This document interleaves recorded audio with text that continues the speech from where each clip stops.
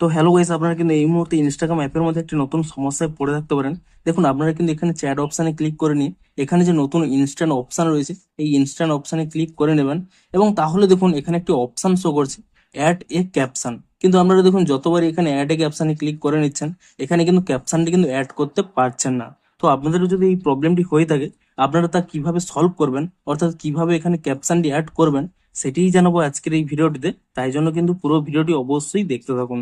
তো তার আগে ভিডিওটিকে অবশ্যই একটি লাইক করে দিন, এবং এই চ্যানেলে যদি আজই নতুন এসে থাকেন এখনই চ্যানেলটিকে সাবস্ক্রাইব করে রাখুন এরকম নতুন নতুন ভিডিও দেখার জন্য। তো সিম্পলি কি করবেন, আপনারা এখানে ক্যাপশনটি কিভাবে অ্যাড করবেন দেখুন।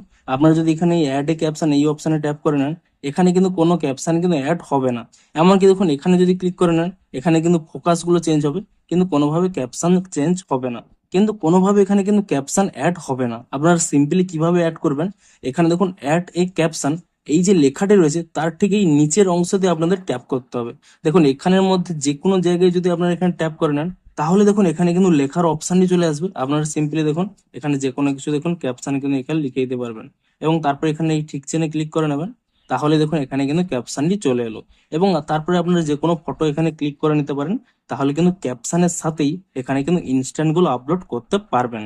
তো বেসিক্যালি কি আপনাদের একবার দেখিয়ে দিচ্ছি, এই যে অ্যাড এ ক্যাপশন অপশানটি রয়েছে তার এখানে যে নিচে যে স্পেসটি রয়েছে এই স্পেসের উপরে কিন্তু একবার ট্যাপ করে নেবেন, তাহলেই কিন্তু এখানে কিবোর্ডটি কিন্তু ওপেন হয়ে যাবে। তো ভিডিওটি যদি একটু হেল্পফুল বলে মনে হয় অবশ্যই একটি লাইক করে দিন।